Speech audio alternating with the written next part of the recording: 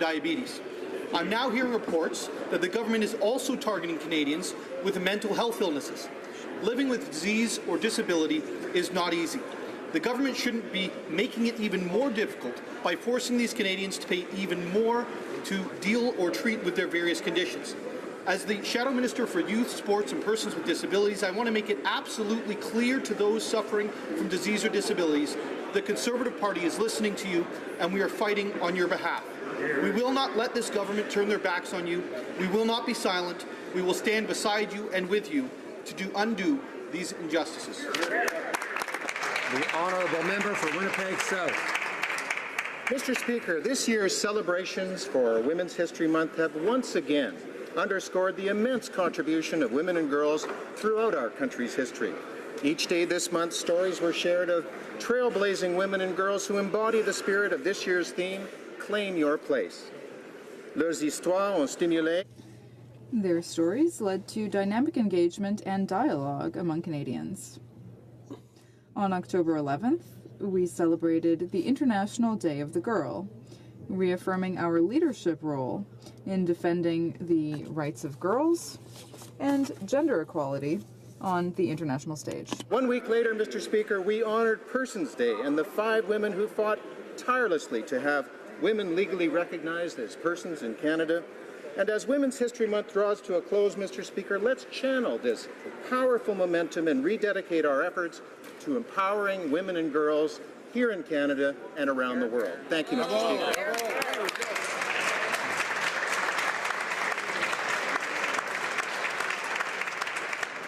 Questions orales, oral questions. The Honourable Leader of the Opposition.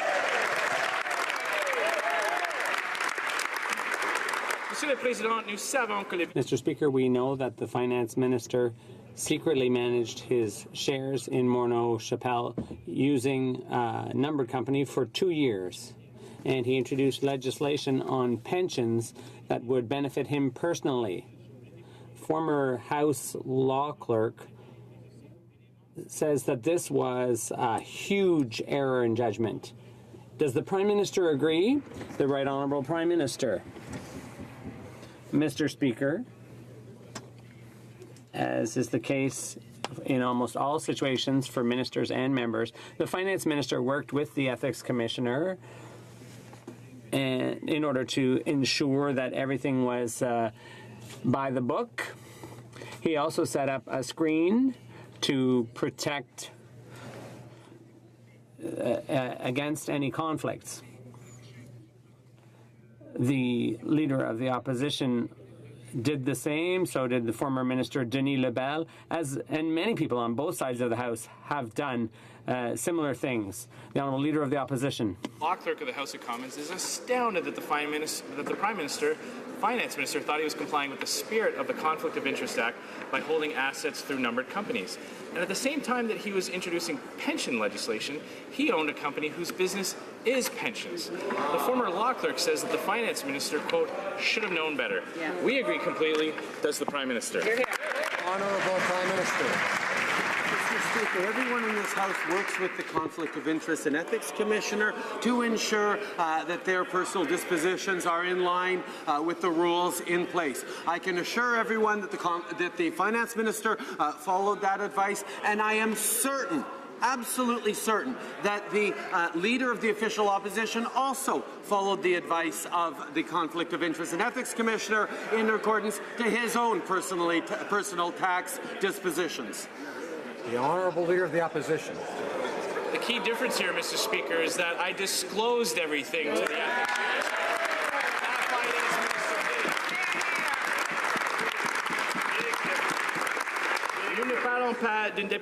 We're not talking about a backbencher. We're talking about the Finance Minister, one of the most important ministers in Cabinet.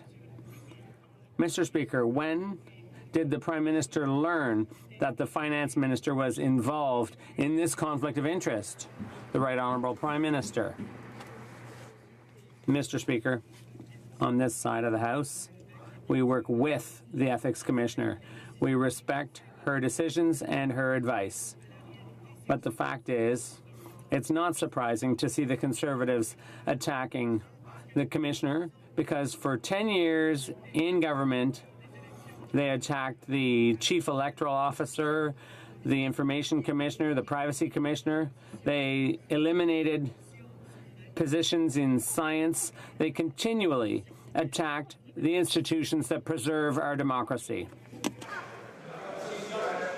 L'honorable chef de l'opposition. The Honourable Leader of the Opposition. Just can't be trusted. He hid an offshore company from Canadians for 2 years. He secretly managed his Morneau Chappelle stocks in an Alberta numbered company. And he tabled legislation that could benefit him personally. The finance minister still owns another 5 numbered companies that are unaccounted for. When will the Prime Minister order the finance minister to disclose what he's holding in those numbered companies? The Right Honourable Prime Minister. Mr. Speaker, all Canadians and indeed all members' opposite know that the finance minister worked with the ethics commissioner and followed her advice.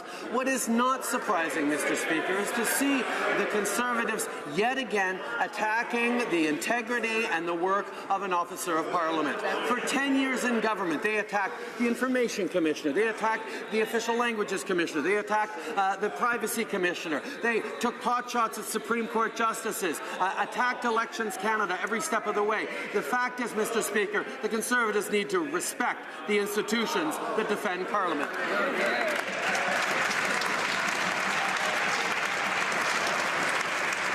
The Honourable Leader of the Opposition. This Liberal government needs to respect Canadians who are demanding transparency.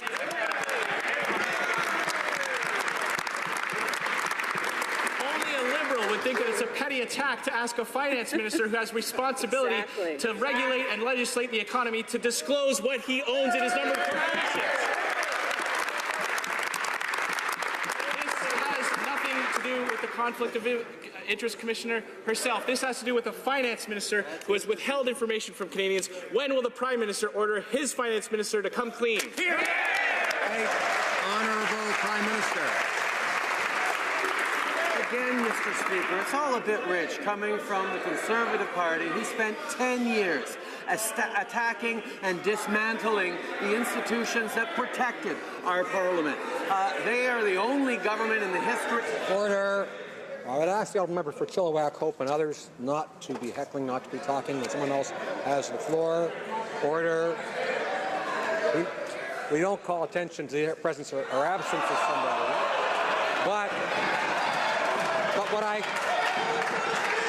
But I can assure members he did heckle. The Honourable Prime Minister. Floor. Order. Mr. Speaker, this Conservative Party is the only one in the history of the entire Canada, Parliament of Canada, to be held in contempt of Parliament as a sitting Prime Minister, as a sitting government. The members opposite have shown no respect for transparency and openness.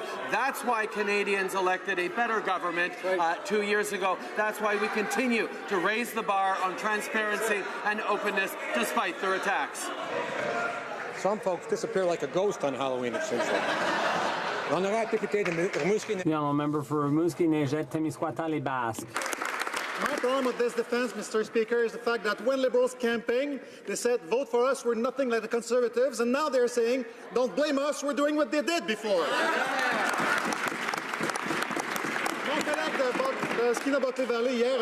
Yesterday, my colleague for Skeena-Bulkley Valley got a motion passed at committee to invite the Ethics Commissioner to appear and recommend changes to the Conflict of Interest Act in order to get rid of loopholes.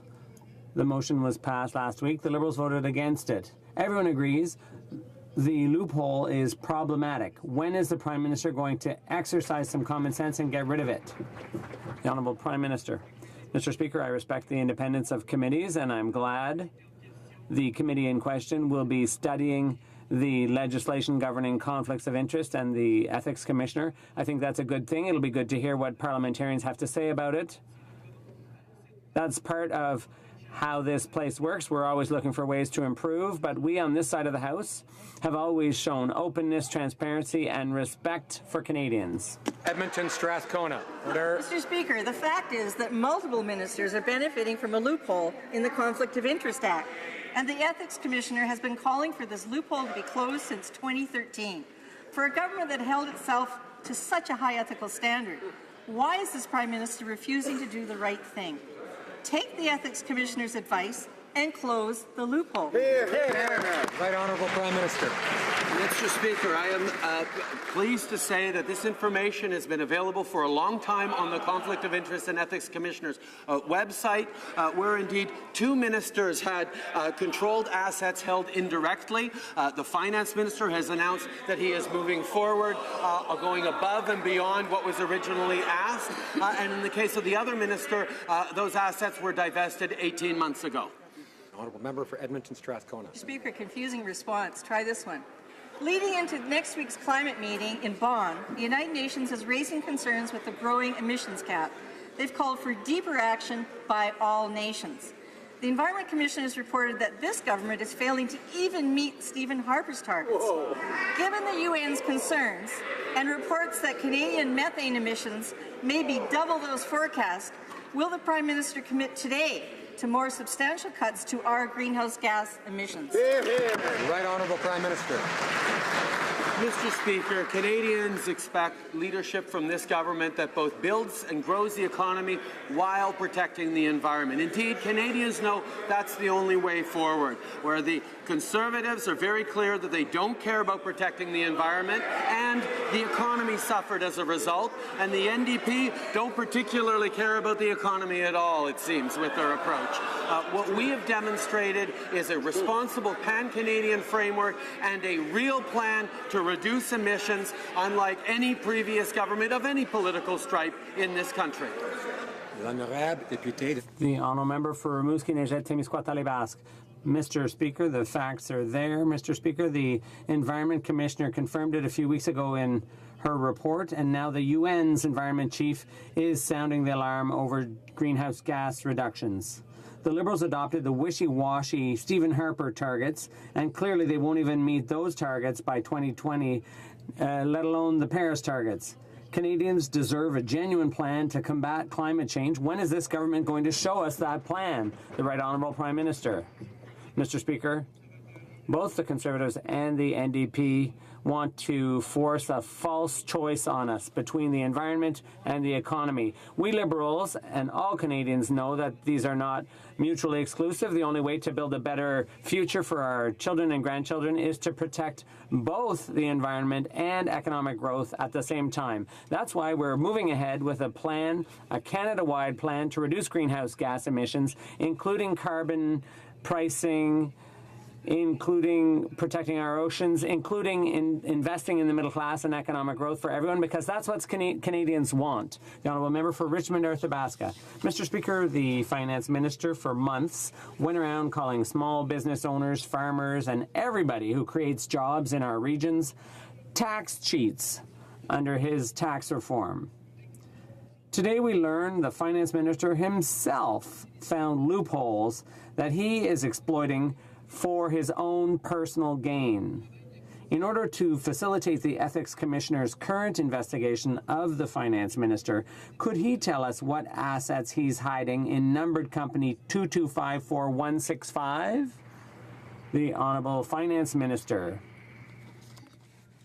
All of my assets have been fully disclosed to the Ethics Commissioner.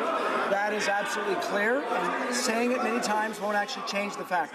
The question for me, though, is for the 21 members on the other side of the House who have private corporations, whether they've in fact taken the same approach.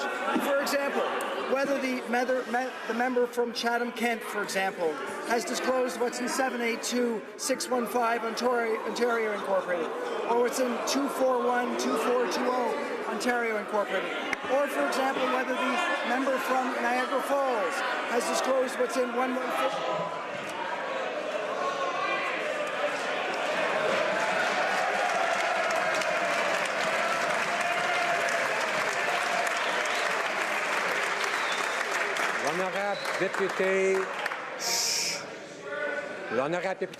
The Honourable Member for Richmond Athabasca. Order. Mr. Speaker, I'll tell you the difference between members on this side of the House and the Finance Minister. One, on our side, no one hid a villa in France. Two, no one took 2 years to disclose a scandalous situation involving their assets. Third, no one benefited personally. So back to the main question. Can the Finance Minister tell us what he's hiding in numbered company 2070689 and 2254165. The Honourable Finance Minister. Mr. Speaker, as I said, I have been working with the Ethics Commissioner to make sure that she knows exactly what my personal situation is, and in light of that, she gave me some recommendations about how to handle a situation to avoid a conflict of interest. That's very important. But, Mr. Speaker, there is a reason why members opposite are interested in my situation. It's because they know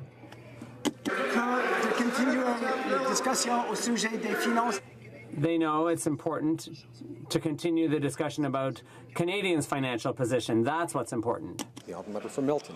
Mr. Speaker, as Executive Chairman of Morneau Chappelle, the Minister of Finance advocated for policies that he later implemented when he became the Minister of Finance. Only when he got caught did these policies that benefited his shares come to light.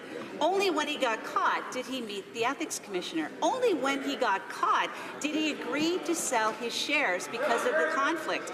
If the minister won't disclose the contents of his other mysteriously numbered companies, maybe he can tell us what's in 1446977 Ontario East, so we know that he's not in conflict yet again. Honourable Minister of Finance.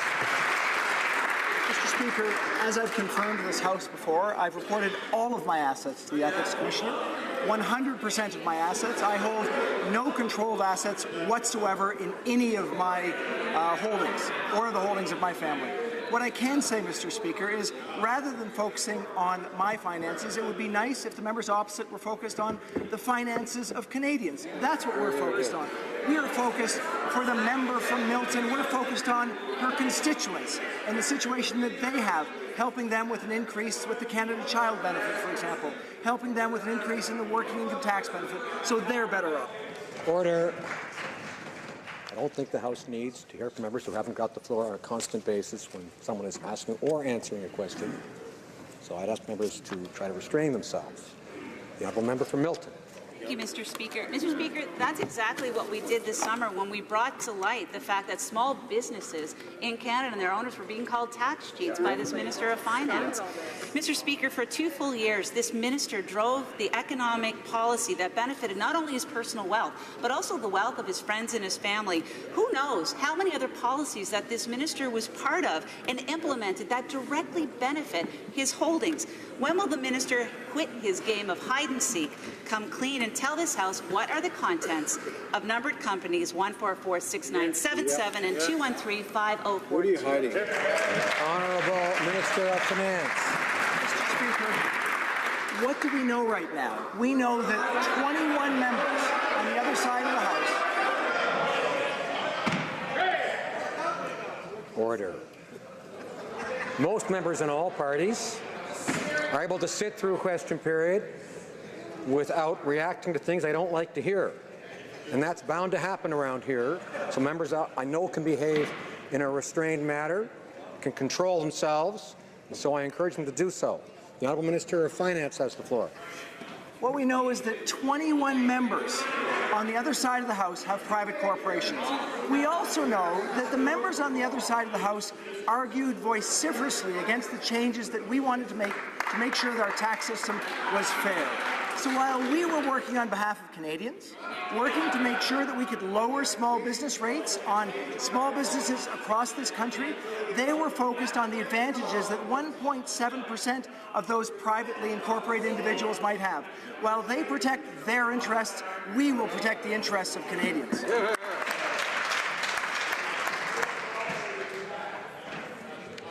I've asked members a few times.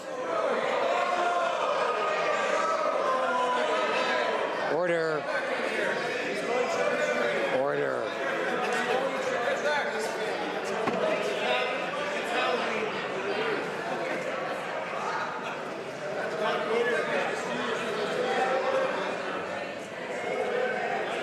I know members would sooner be trick-or-treating, but we need to get on with things. Order. The honourable member for Carleton. The minister wants to know what's in my company. I'm one of the 21 he just listed. It's a rental property. Hey, how hard was that?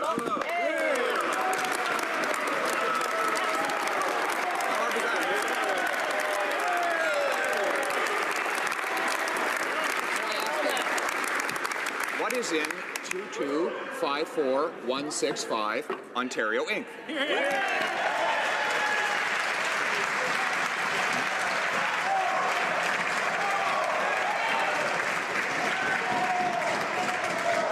I know members want to hear another question, probably from the same member, so they'll want to be quiet so that we hear the answer to that question if they want to hear the next one.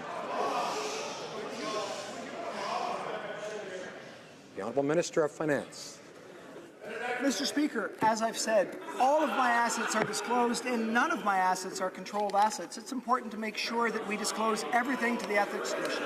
And what I would like to know, again, as I said, whether that is actually happening on the other side of the House.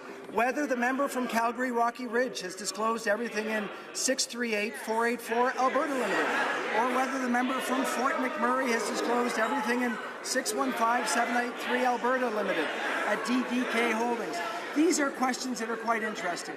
But I will say, for me, what's more important is that we actually think about what's going on for the constituents in those ridings, whether they are actually seeing the advantages that we're trying.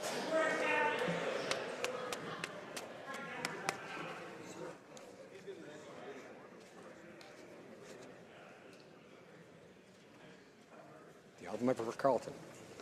While the minister was speaking, I had an opportunity to confirm with the 21 members in the caucus to which he referred, and they have all confirmed that none of them own stocks in a company that they regulate.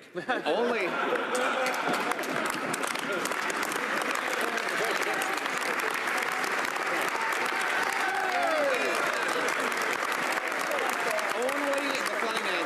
has that distinction. So can he just tell us what is he holding in 2254165 Ontario Inc.?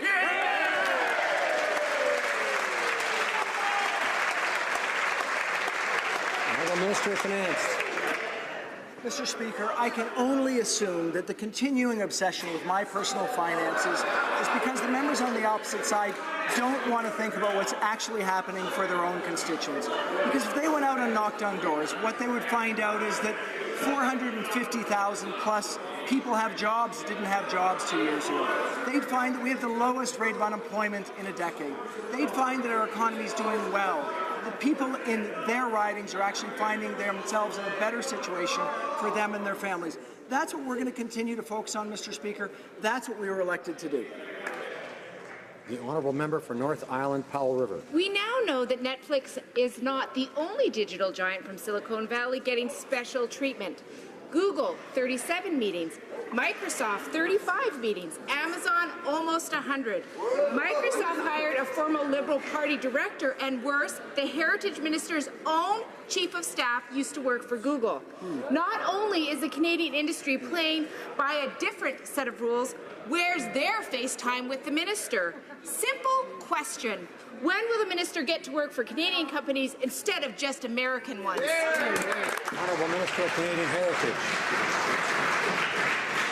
Mr. Speaker, we have the chance to have great creators in this country, and we need to stand for them.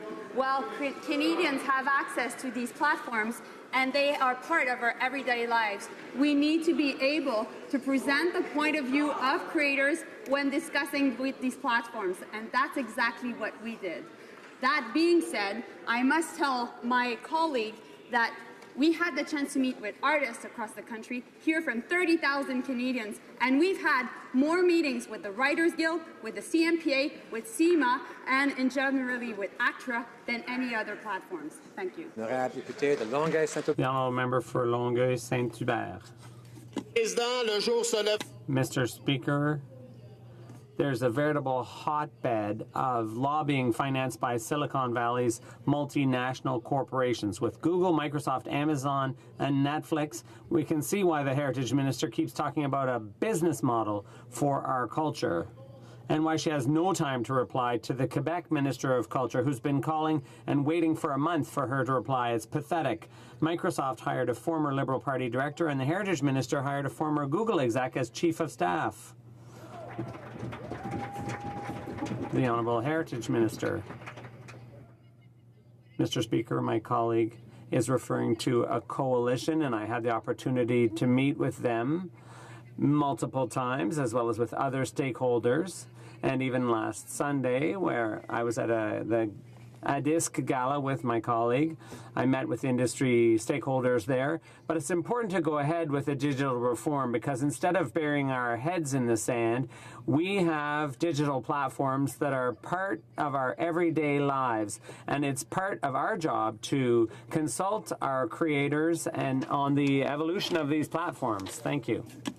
Mr. Speaker, the Ethics Commissioner is raising new concerns about the Finance Minister's conflict of interest, and Canadians have lost confidence in him. It's because he hid his Morneau Shepell shares in a numbered company in Alberta, and he failed to disclose his offshore corporation in France. And Canadians are wondering just how many more assets and then how many more conflicts of interest is he hiding in his other numbered companies. So I ask the Finance Minister, what assets is he hiding in 225-4165 Ontario Incorporated?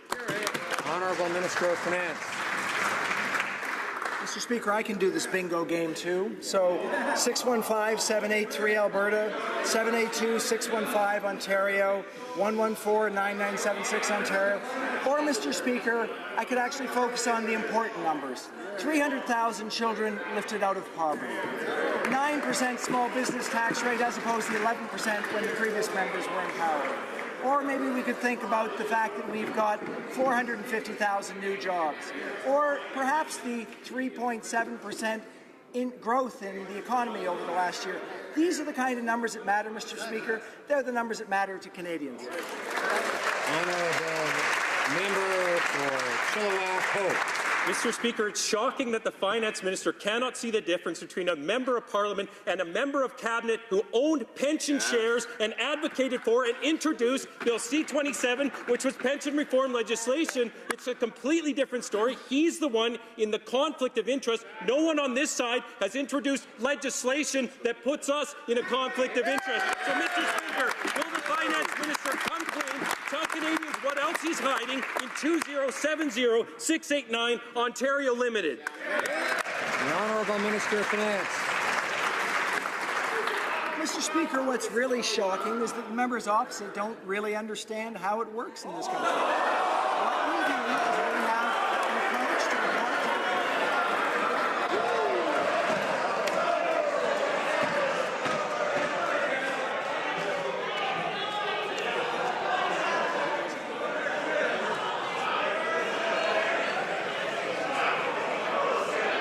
Order.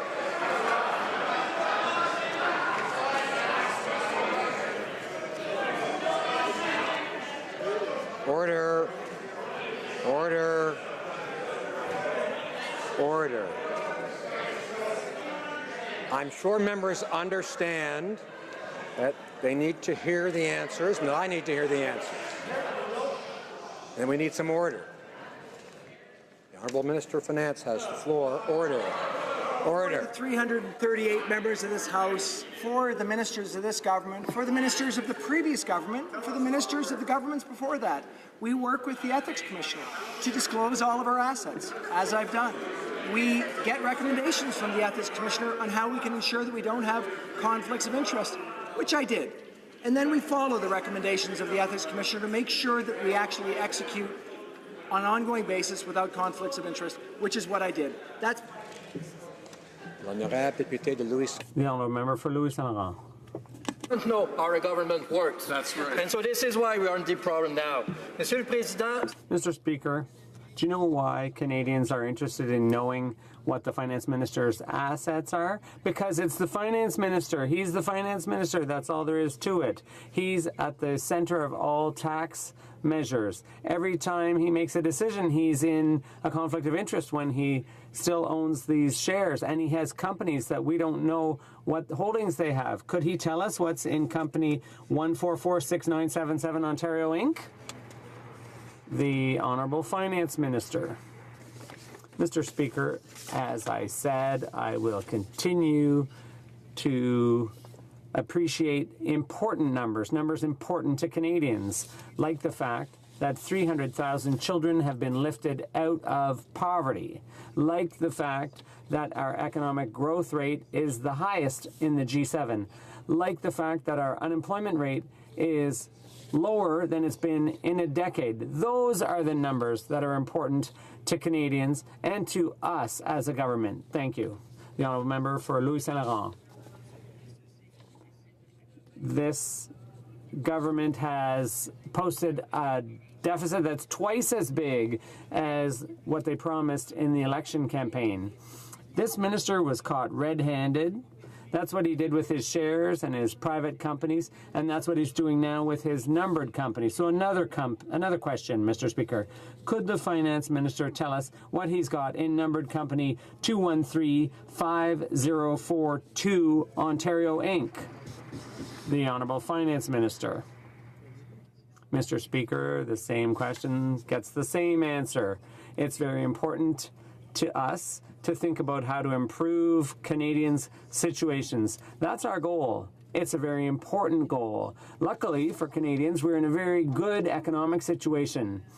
We have explained that we now have the highest economic growth rate in a decade. We have the lowest unemployment rate in a decade. It's very important to us right now and for the future of our children. Thank you, Mr. Speaker.